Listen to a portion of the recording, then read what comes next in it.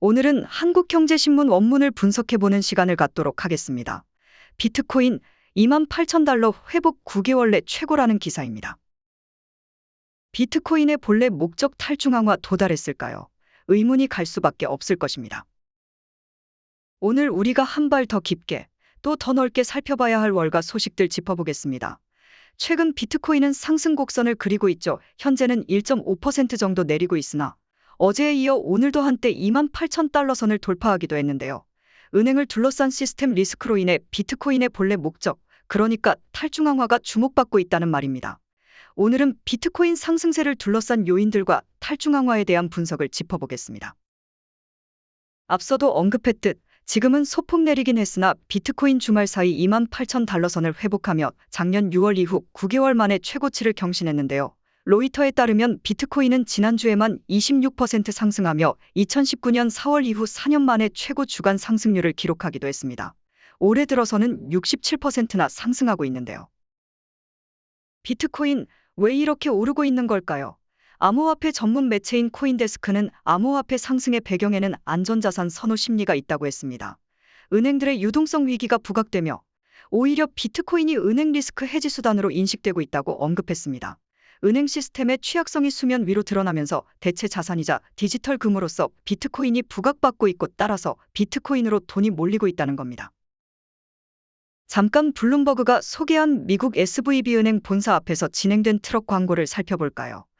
제롬 파월 미국 연준 의장으로 보이는 인물, 그러니까 파월 연준 의장의 얼굴을 합성한 것으로 보이는 인물이 비트코인을 사라는 종이를 들고 있습니다. 옆에는 비트코인은 당신만의 은행이라는 문구 역시 적혀 있습니다.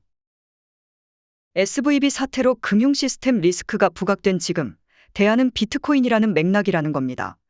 이를 두고 블룸버그는 비트코인의 설립 취지인 디파이, 즉 탈중앙화가 다시 부각받고 있다는 겁니다. 그러나 업계에서는 비트코인의 본래 설립 취지인 탈중앙화 그리고 대안 자산으로서의 역할이 주목받고 있지만 이번 랠리는 사실 유동성 확대로 인해 촉발된 경향이 더 크다고 봤습니다. 그러면서 유동성 확대로 이어진 세 가지를 언급했는데요. 첫 번째 이유, 알트코인 회피 심리부터 뜯어보겠습니다. 최근 알트코인, 그러니까 비트코인을 제외한 다른 가상자산은 비트코인에 비해서는 상승세가 크지 않았습니다. 올해 들어 비트코인은 67% 상승했지만 이더리움은 40% 올랐습니다. 리플은 7% 상승하는 데 그쳤습니다. 알트코인의 상승폭이 비트코인보다 작았던 건 바로 알트코인을 둘러싼 규제가 커지고 있기 때문입니다. 현지 시각 15일 게리 갠슬러 SEC 위원장은 대부분의 알트코인이 증권에 해당한다고 언급했습니다. 특히 이더리움이 작업증명에서 지분증명으로 방식을 전환한 이후 이더리움 역시 증권에 해당할 수 있다고 봤는데요. 알트코인이 증권에 해당할 경우 일부 코인들은 상장 폐지 절차를 밟을 수도 있습니다. 암호화폐 투자의 스테이킹 보상이 일종의 주식 배당처럼 해석될 수 있기 때문입니다.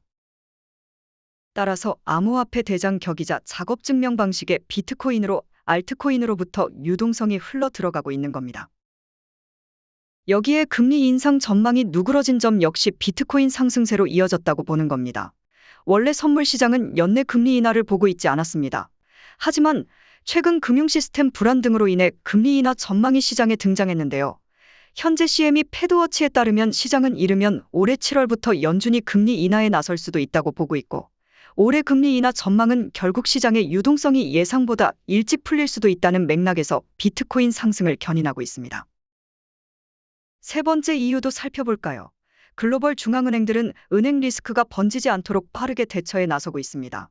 위기에 빠진 은행들을 지원하기 위해 유동성을 공급하고 있고 어제는 연준을 비롯한 중앙은행들이 통화 스와프 강화를 통해 유동성 확대에 나선다는 소식도 전해드렸습니다. 일각에서는 중앙은행들의 이런 직접적인 유동성 지원 역시 비트코인 상승세에 영향을 주고 있다고 봤습니다.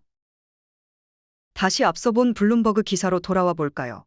결국 블룸버그 역시 이번 비트코인 랠리의 배경에는 비트코인이 대체 자산으로 부각받고 있다는 점이 있지만 더 깊이 들어가 보면 결국 유동성 확대가 비트코인 상승을 견인하고 있다고 봤습니다. 따라서 단기적으로 비트코인의 방향성을 좌우할 요인들은 유동성과 관련된 이슈들일 것이라고 봤는데요. 그런 만큼 아직 암호화폐, 특히 비트코인이 완전한 탈중앙화를 이뤘다고 볼 수 없다고 전했습니다. 오늘 이 기사를 잘 들여다보면 비트코인이 원토큰을 위해 얼마나 선방해주고 있는지를 너무나도 잘 나타내는 기사입니다. 주목할 내용은 탈중앙화가 다시 주목받고 있다는 대목입니다. 그리고 마지막 멘트에서 비트코인이 완전한 탈중앙화를 이뤘다고 볼 수 없다는 내용입니다. 정말 전율이 흐를 수밖에 없는 내용으로 분석이 됩니다. 현재로서는 비트코인이 가지고 있는 탈중앙화가 기존 금융을 대체할 만한 완전한 탈중앙화를 이루지 못했다는 평가를 받는다는 것은 새로운 혁신적인 디지털 화폐, 더욱 고도화된 탈중앙화인 디지털 화폐를 기다린다는 의미로 해석이 되지 않습니까? 결론적으로 말씀드리면 진정한 탈중앙화, 혁신적인 디지털 화폐는 준비되고 있다는 것입니다. 바로 모든 거래 장부를 수정하거나 조작할 수 없는 효율성과 확장성이 탁월한 폴리곤 퍼블릭 블록체인을 사용하고 있고 KYC 신원보증은 프라이빗 지분증명 기술인 ERC20에 저장하여 영지식 증명 기술을 확보한 원토큰이 급부상할 것입니다. 구독자 여러분도 저희 생각에 많은 분들이 공감할 수 있을 것으로 판단하고 있습니다.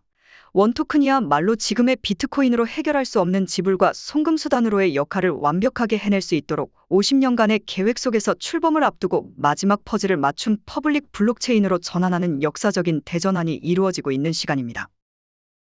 구독자 여러분들이 진정한 대한민국의 애국자이고 선구자 리더들이십니다. 자부심을 가지시고 퍼스트클래스 승객은 펜을 빌리지 않는다 중에서 성공의 조건은 남들이 모르는 것, 남들이 하지 않는 것, 그리고 한 가지 추가하면 남들이 보지 못하는 것을 볼 수 있는 안목을 가지고 이것을 하는 것입니다. 비행기의 300석 중 9석 3%가 퍼스트클래스라면 우리는 5천만 명 중 10만 명은 0.2%입니다. 우리는 퍼스트클래스보다 더 특별한 선택을 받은 사람들입니다. 우리가 선택한 원은 이제 가장 혁신적인 디지털 혁명, 금융혁명을 완성시키는 왕 중의 왕이 될 것입니다. 오늘도 원과 함께 활기차고 행복한 하루 되시기를 바랍니다.